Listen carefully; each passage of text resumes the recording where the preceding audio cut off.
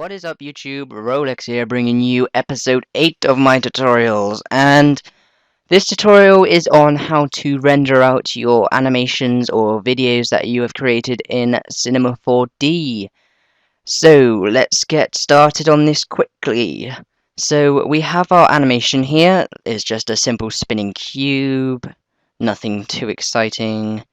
So we want to click on this cube and we have all our keyframes down here. And that's all looking pretty nifty, I might say so myself. And if we go on to our render settings and our output, we should change this to 1280 if it's for YouTube by 720.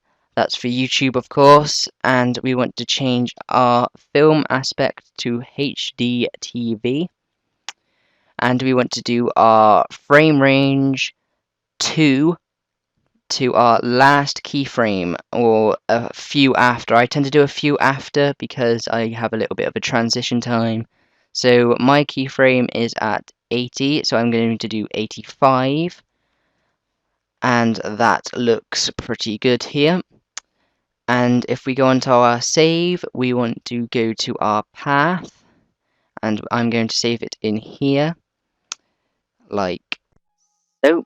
I'm going to replace that one because I did it a minute ago and recorded without any voice, so that was pretty stupid of me.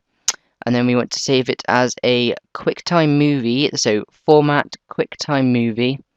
You can go into the options here, and I choose best at 30 frames per second, but you can always do 60, etc.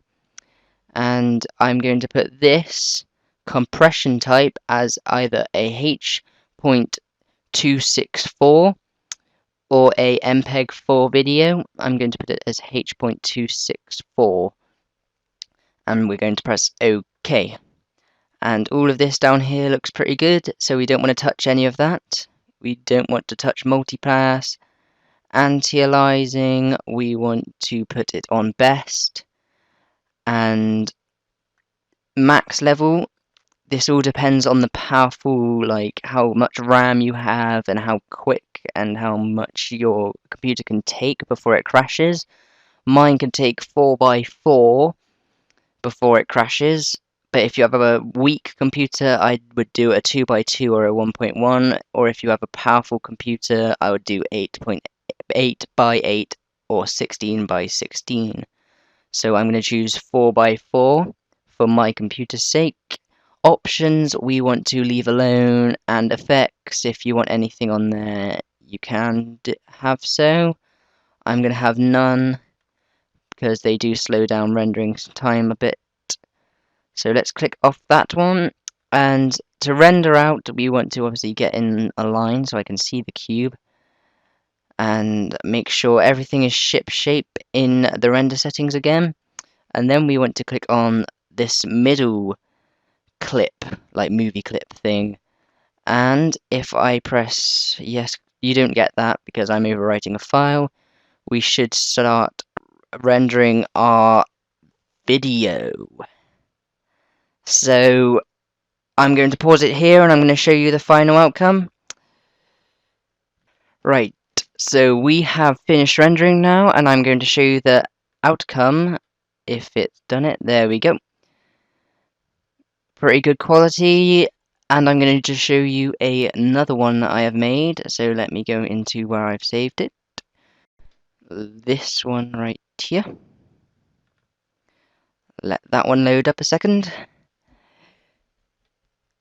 And by the way, guys, if you have any requests for any tutorials or anything you would like to see, just give me an inbox or leave a comment.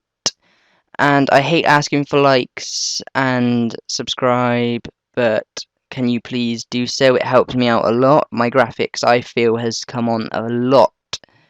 So anyway, let's look at this lens flare animation. This is from a previous tutorial. And if it doesn't lag, there we go.